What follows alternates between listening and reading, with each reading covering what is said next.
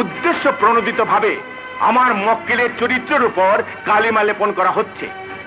সাক্ষীর বক্তব্য সম্পূর্ণ বানোয়াট এবং মিথ্যে। একটি সম্ভ্রান্ত পরিবারের মেয়ে কখনো নিজের ইজ্জত নিয়ে মিথ্যে কথা বলতে পারে না, ইওর অনার। পারে, পারে মহামান্য আদালত পারে। ভাইকে নিশ্চিত ফাঁসির হাত থেকে বাঁচাতে বোন মিথ্যে কথা বলতে পারে। যেহেতু আসামি রানা ঝিনুকের বাবা মিস্টার আলমের প্রথম পক্ষের সন্তান। বাবা, আমার বাবা বলে যার পরিচয় দেওয়া হলো তিনি আমার বাবা নন। ইওর অনার, খুন না করে যদি আমার ফাঁসি হয় তাতে আমার বিন্দুমাত্র দুঃখ থাকবে না, কিন্তু আমার পিতৃ পরিচয় নিয়ে কোনো কথা যেন এই আদালতে না উঠে।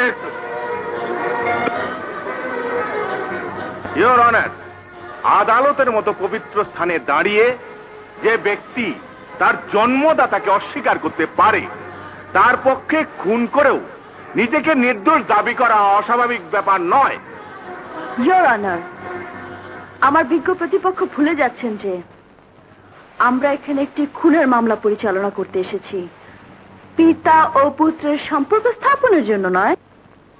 তাছাড়া খুনটি যে আসামি রানাই করেছেন তার কোনো সুনির্দিষ্ট তথ্য ও প্রমাণ তিনি আদালতে হাজির করতে পারেননি।